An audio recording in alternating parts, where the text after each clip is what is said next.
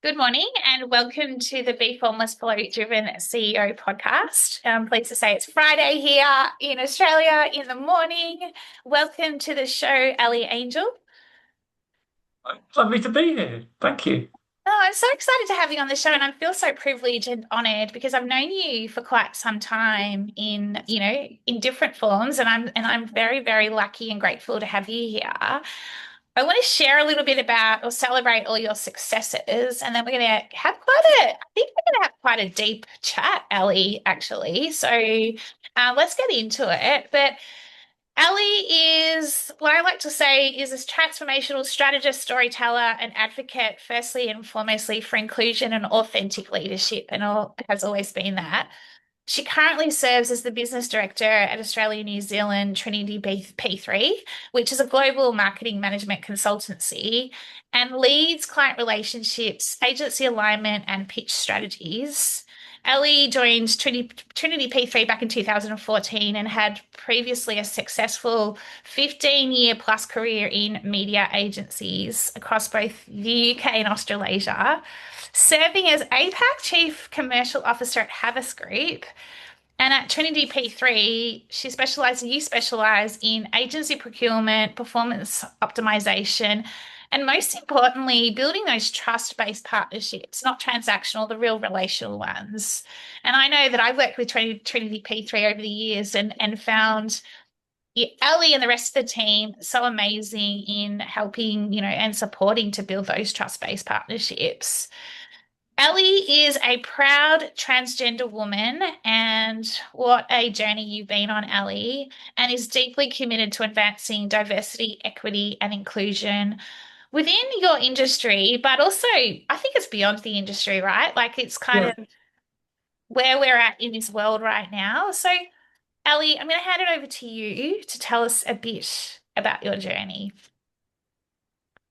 For the generous introduction. It feels tiring when you talk through everything I've done like that. My journey.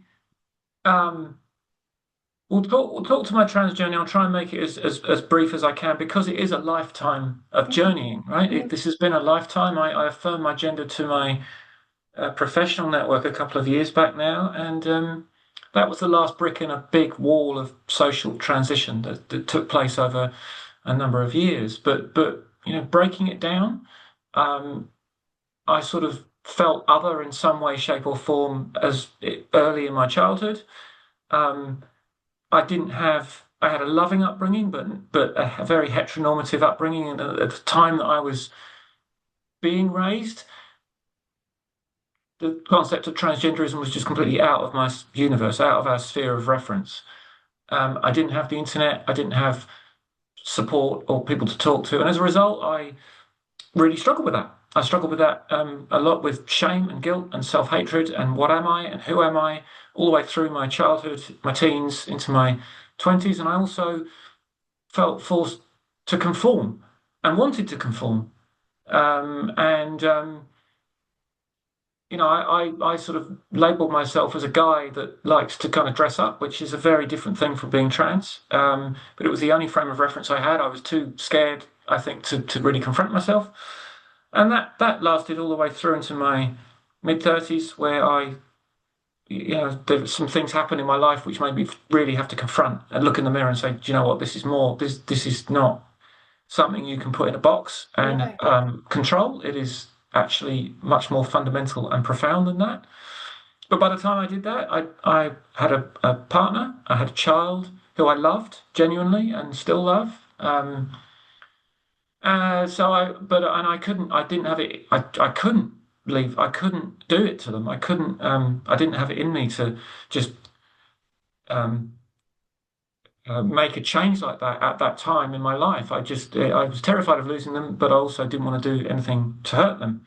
And so I've continued to try and suppress, but this time in the knowledge, in the full kind of knowledge of who I am really. Um, and I suppress and I suppress and I suppress, but that battle is exhausting, psychologically exhausting, emotionally exhausting, Physically as um, well. physically exhausting, logistically exhausting. you're constantly in fear of being discovered. You're constantly having to, the level of masking you have to do in terms of your form and your identity is huge. Um, and the associated shame, guilt that you feel is huge. And, without wanting to get too dark, people kill themselves over these battles. It's one of the reasons I talk publicly about it now, is that it's an invisible battle for many, and people kill themselves over it. I got to a point in my early 40s where it's like waves over a rock. It just ground me down. I was exhausted, and I had three pretty stark choices in front of me, all of which I had to agonize over for lengthy periods of time. Choice one was suicide. Choice two was abandonment, in other words, running away to Tahiti or something and starting a new life, abandoning my family. And option three was confrontation and communication with the people that I love, with the people that I know, with the people I work with. I agonized over that because whichever decision I took was going to hurt someone, Mm, myself included. I mm, was thinking about my children, my parents, my mm. friends, my partner. And so it was hard. That was a really hard choice to have to make. I eventually chose the route of communication, and that led to me um, changing form, bringing the identity that I'd always held inside me out to the forefront, and living my life authentically on my terms. And I have lost a lot as a result of doing that. But the only real alternative I had was not being here at all. So that was the choice that I had to make. I made it, and over the last few years, I've been completing that transition to becoming my authentic self and to showing others my authentic self. And that brings us up to today. Wow. You are one of the bravest women I know. Like it's, to go from one form and to actually have what you just talked around in terms of the three, I guess you had three choices if you like. And one of them is to ultimately end your life because you feel, that you have no other choice, or run away, or instead go deep within to come out and actually go, no, this is who I am, knowing that there is obviously going to be implications, is so brave and such. It takes a lot of courage to do something like that, and I really, yeah, it's just so profound that you actually are here and sharing this story. And what's for me, what I feel is so sad is because you mentioned a word that sits with me and I really relate to it, and that is that you felt like you had to conform for so much of your life because there's almost like this is this expectation of who we are and what we are. And yet, quite often, deep within us, we're like, that's not who I am, and that's not what I am, and I'm this. But you're right. There's this shame or there's this fear that if I actually express who I really am and come out and, who I am, and I'm not that, well, then what's the implications and what's going to happen? Do you know what I mean? Like, it's that conforming thing is like, it's such a, why should we have to conform? And it's a societal issue, right? But the New World Order is that there has to be a different way to allow people to be able to be their authentic self in whatever that looks like. Do you know what I mean? So, I mean, when I was growing up, and frankly into today, there is what I came to realize as a holy trinity of repression, which sits around a lot of a lot of what drives us, what is ingrained into us from childhood upwards. If we're people of a certain age in a certain culture, that holy trinity being um, the church, the religion, organized religion, um, the patriarchy, um, and the media. The way in which, and I'm talking from my own perspective here. I have nothing specifically against organized religion. No. Um, but my experience of it was something that it was about what I couldn't do rather than what I could do. Everything was shame. I was raised Catholic, so I mean the Roman Catholic So was Church is that. kind of I know famous. I'm a You Catholic. don't have to explain this to you. That it's kind of famous. But those three things intertwine, and they're incredibly powerful. Um, and if you think about it, it permeates everything that we do in terms of conformity. It permeates the values that we hold um, as being true and value and important. Um, it is, and those three forces exist to propagate a heteronormative status quo, which, from a gender identity point of view, or if you're a woman, or if you're a person of color, or if you're not conforming in any way to that rigid, relatively myopic set of values, revealing your true identity, shaping your form as you want to shape it, can be very, very hard. And we all carry unconscious biases of some sort within us, I think, Absolutely. that stem from that. I'm certainly not alone. But so that that makes it difficult. It made it difficult for me because gender is obviously the pretty much the bedrock, the most profound gender roles and gender identity and gender appearance and the gender binary is pretty much fundamental to all of those three forces. But I do want to say that what that results in and what it results in for me is toxic. It becomes it's toxicity. I really appreciate you saying that I'm brave and I'm courageous, but the mental load on me to conform, particularly after I'd come out to myself, if you like, in my mid-30s, the mental pressure and the load of a lifetime of feeling that sort of inner otherness and all of the guilt associated with that was put on me by that repression. Um, yeah, I might have been brave about it. Yes, I couldn't talk about it, but I wasn't always nice about it. I abused alcohol over it. I could be toxic to be around. I could verbally lash out or retreat into myself. I was considering, I've experiencing suicidal thoughts for many, many years over it. That didn't necessarily make me a nice person all the time. And that, um, my authentic self was just so hidden away. It's like there was a woman in a cage in my head, sort of sitting out of reach of the controls. She was there, but didn't have really any control. And I had the iron mask on. That, that's just me. And if you think about all the toxicity in the world and how that is shaped by people not being able to conform, not being able to reveal their true form or their true identity, and instead feeling a pressure to conform. I think that goes way beyond gender diversity and into all of the other things that people experience in their lives. And you're right. Why should there be? Why can't there be another way? And that's what society is grappling with. It certainly grappled when we were growing up, and it still grapples today. Because I'm here to tell you, I'm not here to Yeah. tell you that I the patriarchy still exists, organized religion still exists. The yeah. chattering classes still exist. It all still exists. So, of course, there's a counter movement, and there's a lot more information now. There's the internet now. There's different values coming through in younger people um, that are both hope inspiring, but also have made things even more challenging in some ways. Yeah, absolutely, absolutely.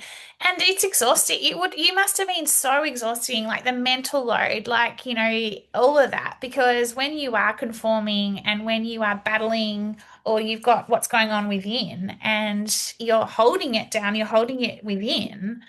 Of course you're going to, take on toxic behaviors because it's an outlet, right? Because you aren't able to let it out what actually who you truly are. Do you know what I mean? Like in terms of if you're not voicing it, we all do that. We have this tendency to then kind of find ways to make ourselves feel better, which is that external validation or that external, oh, that makes me feel better. Like, I've done it. We've all done it before, right? In terms of but you actually the braveness and the courage is the fact that you were like, no, I've got to sort this out. and you made a choice, and you went so deep within, and you know everything, you put everything up at there. And I'm not comparing in any way, shape, or form, because this is not about that. But like, you know, when it comes to, like you say, being a form of some sort, and then almost you're walking away from it. You're walking away from it, and it's kind of like what I did with my career 3 years ago. You know, I've always been in advertising, and I'm like, no, I want to do something different. You know, I'm still, you know, working with in a sort of capacity in that way, but like it's almost like people are attached to a form of you, but you're not attached to that form. And you're like, no, no, I'm a completely different form. I'm a different person. You're just not seeing it. And then it's almost like having the being brave enough and having the courage to be able to go, all right, I am actually going to reimagine, recreate, reshape who I am and what I am, and there will be implications around this. And so that's what I mean around the whole being brave and the courage to do so. And society, like you say, we're still very much, you know, stuck in the old world of conditioned, this is how it's meant to be. You know, you go to uni, you get a job, you get married, you have kids, you do all of this, right? It's like, okay, who says? Like, really? Is that really what this is about? Like, that hasn't happened to me. I haven't got married. I haven't got children, you know. So everyone's got like their own different, but you know, I feel that someone like you are so inspirational in terms of like, if you look around, and my question is going to be to you is you're in an industry that is so like on the stage, you know, like it's advertising, it's communications, it's media, it's marketing. Like, you must now look and go, oh, I see that this person or this leader is potentially masking who they really are. Like, you almost kind of, you can see inside certain people, like, you know, that would have been you masking yourself in an industry like this would have been really damn hard, right? Like, in terms of, and now that you've come to the other side, and I haven't even asked you how you are, and I need to ask you that as well. I've got so many questions for you, but you must look now and go, oh, like you can see, like it's almost like you can see people that are having their own identity crisis, or like, you know, they're in a form, but you can see that they're grappling with it. Like, do you see that now? Like, is that something that you observe? I wouldn't say I see it, in terms of everyone, everyone's dealing with Yeah. their own stuff, and I can't claim to know everyone, but No. I do, I suppressed my natural emotional responses to stuff for so long because I was worried it would out me. I suppressed my, I think within that, I suppressed my empathy for so long because my mental load was so far, I was so, holding down a career and a family and my identity, it was like that, like we've talked about, the emotional load and the mental load was strong.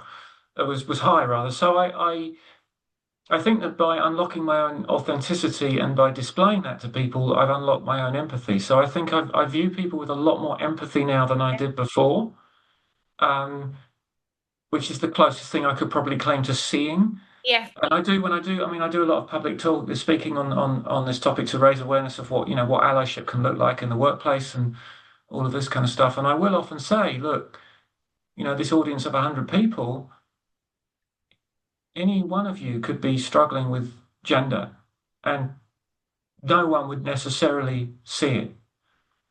And it's something to bear in mind when you're showing up and how you're showing up and having an empathy for people. Of course, there are other struggles as well, but having that empathy for why someone might be lashing out, for why someone might be showing depressive tendencies or being negative or just not being their best selves.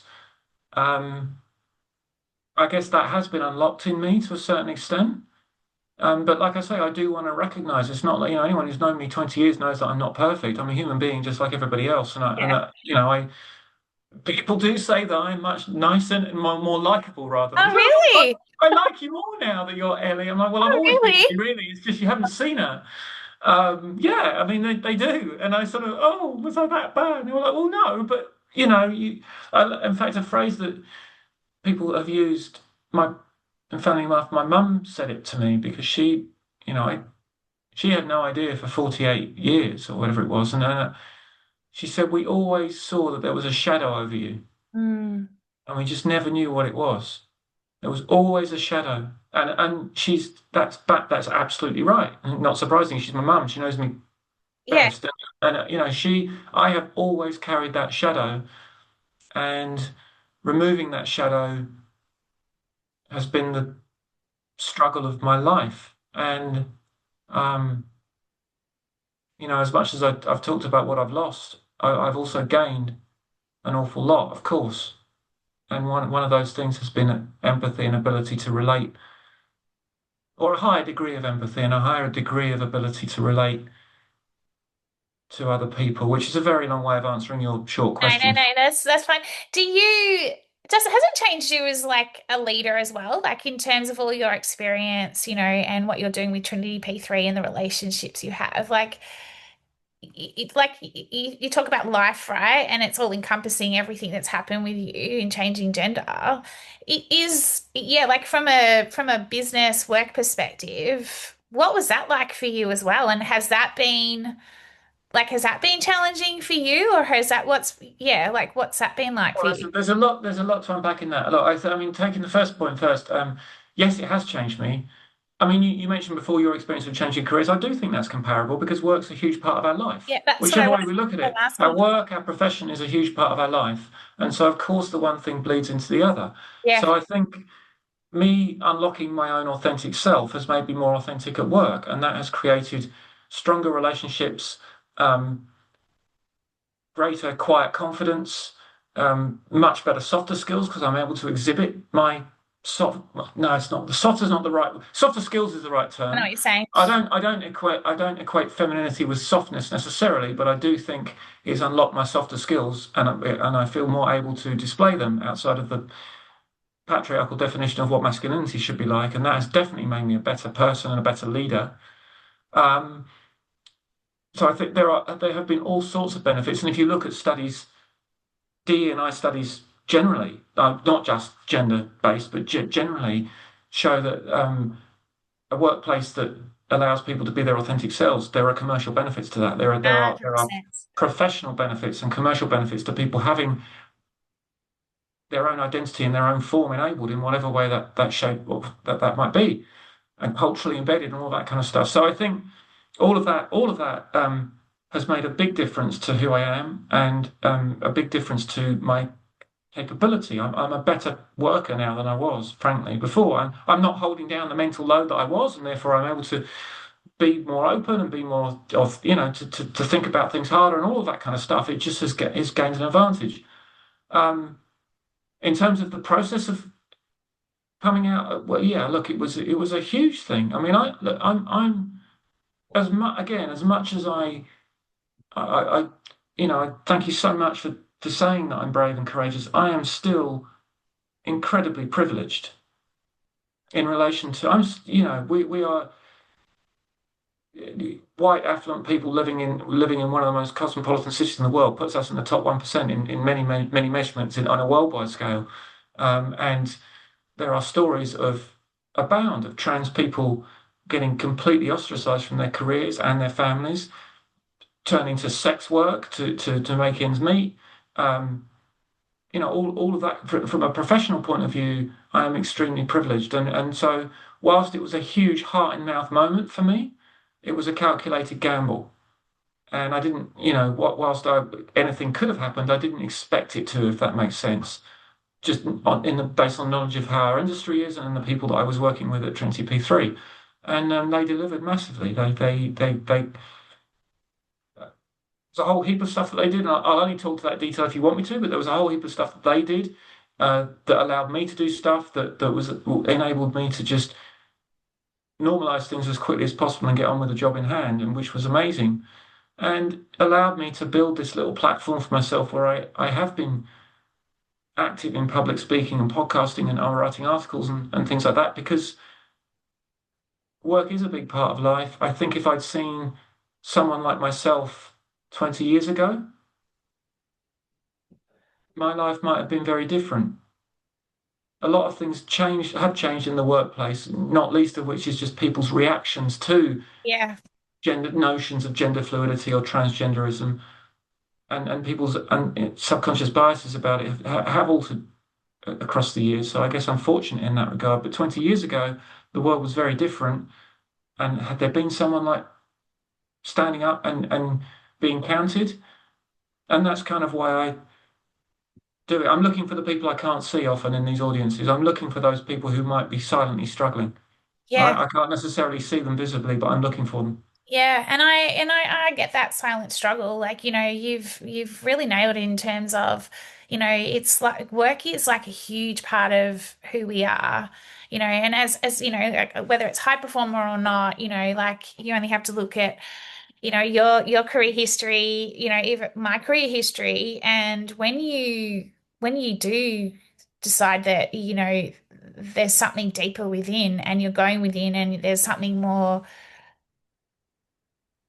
there's a purpose. There's something that you're like, I can't live like this any longer. I can't continue this way, and if you have those thoughts, it's like I just can't, like, the mental load of continuing as who I am or what I am, and the loneliness around that, because there's the fear of, well, if you decide, for example, me, I was just like, I know that advertising has been a big part of my career, but there's more that I want to do. I want to work, I want to do more than just, and I shouldn't say just, because absolutely, but I know that there's something bigger out there from me from a career perspective, but I also had to get my life in order in terms of, like, my life was fitted into work, and around it. And I didn't know who I was. I actually was so lost at the end. I had no idea who I was. So my journey had to go inwards to go, who is Belinda Murray? Who is Bee?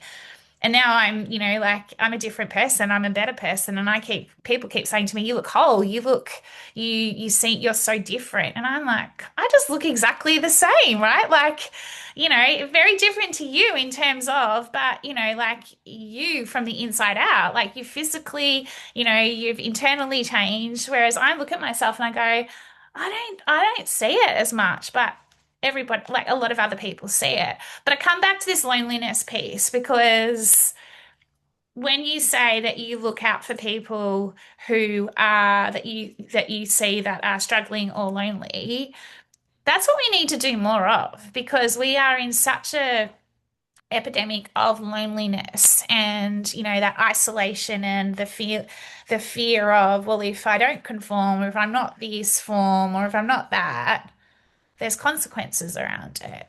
And I think having the ability to be able to have more of these conversations, to be able to go, you know what, if that is no longer serving you, you can do this, and almost holding someone's hand to be able to take them on the journey with you, because you've experienced it. I've experienced it in a very, very different way. Again, not comparable in any way, shape, or form. But if I had someone guiding me through when I was like, is this it? Like, is this it? Is this actually who I am? Like, I can't live like this. I don't want to live like this. And have someone holding my hand to say, this is going to be effing tough, but by doing the work, by going deep within and really working out who you are, and coming out in a different shape or a different form from the formless perspective, it's going to be okay. And that's kind of, I feel like, what we need to be. This is why these conversations need to be more brought up. We need to be able to support one another when we are changing from one shape or form to another. Like, I know that's kind of a bit like changing from one shape or form to another, as if to say it's really simple. But yeah, the loneliness and the mental load, the physical load, the emotional load, it's heavy. There's days where you just, like, there's no doubt you've had days where you just it's so dark and you can't see the wood for the trees. Well, sure. Um, you can be surrounded by people and be the loneliest person in the world. I think also that while people's values have changed and there's a lot more support for certain concepts now than there was, and there's a lot more information, and there's the internet and everything else. What I've observed is that that also brings fear, greater fear, because the way the society has developed is that, for every action on the left of kind of being more acceptant of people who are non-conforming in whatever way or want to change their shape in whatever way, for every action there's an often unequal reaction on the other side, a pushback, which is what we're seeing from Donald Trump and Al, right? There's an Yeah.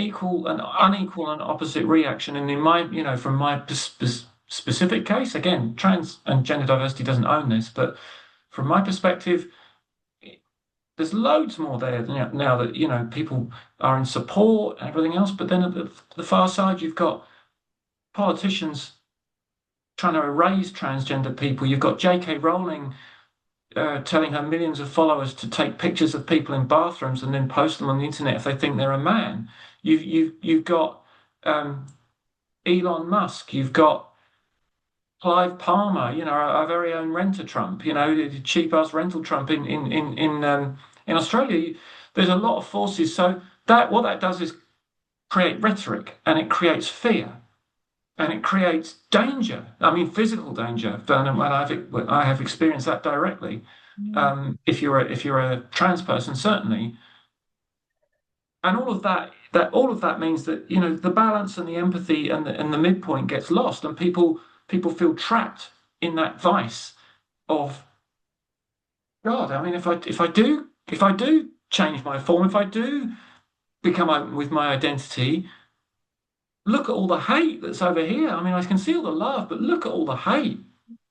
And so these two forces are that in some ways it's harder for young people now than it was. Mm. It's very easy for me to say, oh, yeah, I didn't have the internet, I didn't have support, I didn't know who to talk to. Wow, it's me. It was really hard for me. People today have it easy now because trans is a popular concept. Yeah, if you're on the right side of that line, Yeah. but if you're not on the right side of that line in terms of your parents or the values you're brought up with or what you see in social media, it can be harder than it used to be to claim your form Mm. and to shape shift around who you actually are. Um, that's really scary. Yeah. Yeah, it's so scary in terms of what you're talking about because you just if you're on the wrong side versus the other likely say the other side, the right well, it's not even right. It's a very different trajectory, isn't it? Like in terms of it can be super scary. What do you see as the biggest opportunity for leaders in terms of we talk about authentic leadership, right? And leaders having the ability to be more, I call it soulful, but be more authentic, be more empathetic, like in terms of looking out for, people. Where am I going with this question? I guess it's just for me, it's how do we ensure that leaders, like, and you probably talk about this in when you do your talks, but having the ability to not just focus on the commercial aspect of the business, but really understand their people, like from the inside out, I guess is where I'm going with this, because there's always going to be people struggling and we never really know what's going on behind the scenes, etc. Like, what sort of advice do you give leaders based on everything you've been through, your own experience, and, the younger generations up and coming? Like, do you give that sort of advice I'm, around? I'm not I'm not a professional in this space, but I'm not like literally qualified in this space, No. perhaps like you are, but I am, you know, people to if you take the premise of okay, people are hidden in various ways, and what we want to do in an organization is make them feel enabled to be who they are, right? Yeah. As the grounding kind of concept.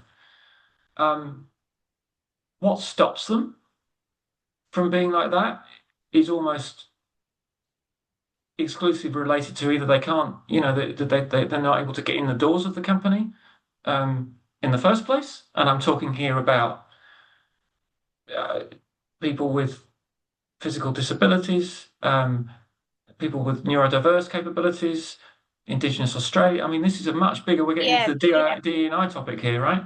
Um, and I think to be an authentic leader, the tip I would give to leaders in this space is to ensure that people who work in the business are able to create a cultural groundswell. I'm a big believer in cultural groundswell. I'm a big believer in, I think allies, to how to be an ally is a question I get asked a lot.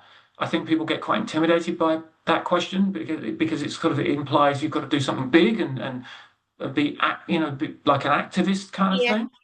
I think that being an ally can manifest in the smallest possible ways. And as a leader in your organization, if you're able to make people feel able to be allies, even before being able to be themselves, those people will create that groundswell of culture that makes other people who might be diverse in whatever way feel comfortable and able to come through. And I use this analogy a lot I mean, anyone who's listened to me talk before, they're going to hear this and think I'm repeating myself, which I am, but I can't think of a better way to describe it. If I think of the concept of DE&I, or DEI, in an organization, I use the analogy of a house, right? So the roof of the house is the policies that the company sort of shelters under, the DE&I, whatever those policies are.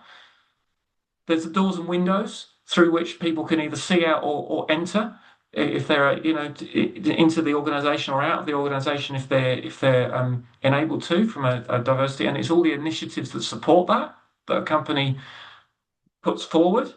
And then there's the foundation stones, which are the people, the groundswell, the people just working in the business day to day that ultimately create that culture. And my call out to everyone in an organization is whatever you've got in the roof, whatever policies you've got, if you've got a roof or not, whatever windows and doors you've got, if you've got initiatives or not, be the foundation stone. You can do that without necessarily having Yeah. all of those things in place. And it's just about the way you show up and the language you use and the vibe you give off and the support you give to whatever initiatives there are in your organization. Um, and so I would say to leaders, just make sure your people feel that they can be those stones Yeah. because that's where it comes from. It's a meshing of the two things. And I think too often it's like, oh, well, we don't have the right policies or we don't have the right I know. It initiatives. kills me. I like seriously, like that in itself should be formless, right? And then it can be built over time organically. 100%. Yeah, it kills Like, me. let's not be too tick box about it. Too rigid. We don't Yeah. have to build the roof before we build the foundations. Yeah. I'm torturing this analogy now, but you get the point. That's how I think about it, and I think that the leader who signals that and the leader who um, makes their people feel empowered just to show up as allies, even if they don't have any hidden depth that they have to sort of change their shape Absolutely. over, that's hugely powerful. Yeah, I love that so much because that's almost like I was going to ask you what's your one bit of advice, but you've just given it. But the foundation piece, it's got to be rock solid. You can't have leaky holes in the boat, so to speak, right? Like, like it's that connection, it's that trust. It's all of that. And that they're the rocks, they're the people. Like if you don't have that, the policies, whatever, at the roof of the house, like you say, the windows break, everything just the roof comes off, flies. Right, the roof falls in. Yeah, It do you know what I doesn't mean? it The roof doesn't. falls in, flies off. Like, absolutely. Absolutely. Ellie, what's my last question for you? How are you? Like, how are you, like, like we always ask, how are you? And it's always a surface question, but genuinely, how are you right here, right now?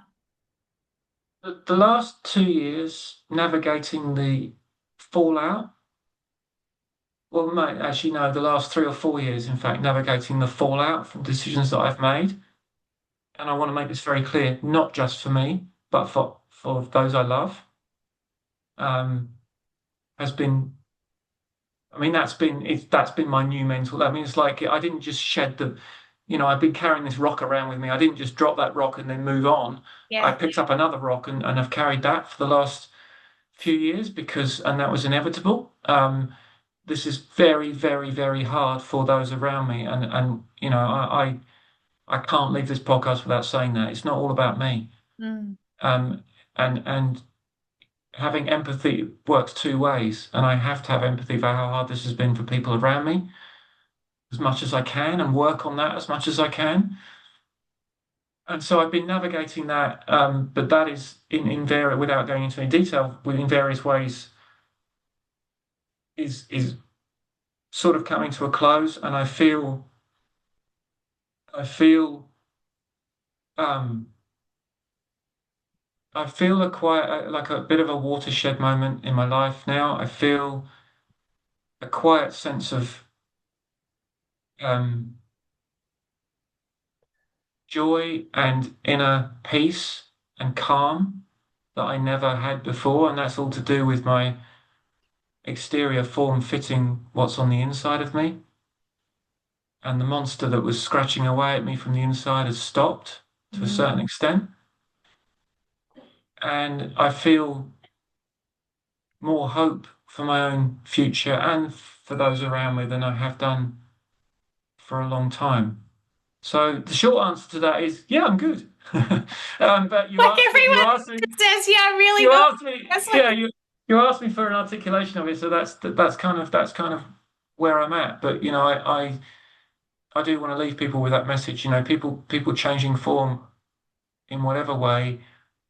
Empathy absolutely has to work two ways, and then having as much as you can for the people that it affects around you in whatever way, even if it's not your intention to cause pain, um, is just as important as navigating it yourself. And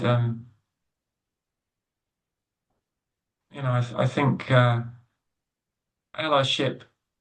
I've found huge amount of comfort in the allyship I've had from the workplace, yeah, um, in all of the forms it showed up, and I feel incredibly lucky to have had that because it's made a material difference in my working life in a way that my working life has never made before. Work has become so much less of a chore and more of something to embrace now that I can embrace it as myself and people are embracing, figuratively speaking, embracing me which is in a awesome. way that they've never done before. Yeah. Which then gives you that fulfillment too, right? Like there's that purpose, there's that like It's life a purpose. virtuous circle, right? And It's and the more totally a fulfillment I purpose. have, the better I become at my job. And you'll have that too. And you are, if I hope you are, if you are more fulfilled now professionally than you've been before, that will make you better at your profession, which will make you more fulfilled, which will make you better. It's a simple Absolutely. virtuous circle. It is Um, totally, totally. It's a but that journey. applies to both of us. It's a journey. It's all a It's an journey. ongoing journey. Like someone always, sometimes I go, when does this just like become, but it's like we're always shaping and I say reshaping. Like you hit one part of your journey and then there's the next part. It's, people always say like it never stops. But oh my gosh, thank you so much, Ellie. It's been, like I said, such a privilege and such an honor to be able to have you on the show and talk about such a personal, but also required conversation that we just don't talk about enough. And I am so grateful for you when I asked you to come on the show. And we were catching up. We were actually catching up about business the other week. And then here we are. I'm like, hey, and I just started talking to you. We just started having this conversation around what's been happening in our lives. And I'm like, do you want to come on the show? And so I'm there you go. So, this conversation starts here and then ends here, or it comes over to here. Any last tips or any last things you want to say before we wrap up? Oh, thank you so much for having me. I hope people are able to, who listen, are able to have maybe a new or a different perspective on what it is to be trans, what it is to have these struggles or challenges. But I also want to say that I do not own any of it. That everyone has their own shape-shifting moments in life, I think. And I think it's very relatable, and there's no hierarchy of need in that. There's no hierarchy of importance in that. So if anything I've said is even relatable to you, or if you um, know people with trans siblings, or if one of your friends is, but even if it's nothing to do with transgenderism, and it's something that you've picked up from this, then that makes things worthwhile for me. And anyone who wants to reach out can do so. I'm on LinkedIn. Please feel free to reach out. Um, and I'll do my best to answer any questions that you have. But Yeah. thank you very much. Yeah, you're great on LinkedIn. So I was going to ask you, how do we find out more about you? I'll put it in the show notes as well. But yeah, LinkedIn is where you're So, at. So, and I have a Substack as well called This Trans Life, which is more oh, detailed okay. writings about the topic. This Trans Life. If anyone wants to look me up on that, I've just started that a few weeks back, and I've that's got a just Substack. I love it. It's such a good oh, Substack's great. Yeah, yeah, it's such a good place to be able to have I feel like a more, I don't know, personable conversation, a more real, authentic conversation than the likes of a LinkedIn. LinkedIn has a good place, don't get me wrong, but yeah, I'll start following you on Substack. there you go. You can have a look, see what you think, and let me know. Thank you. Well, Ellie, have a fabulous Friday and thank you again for coming on the show. You too, Bea. Thank you. Thank you.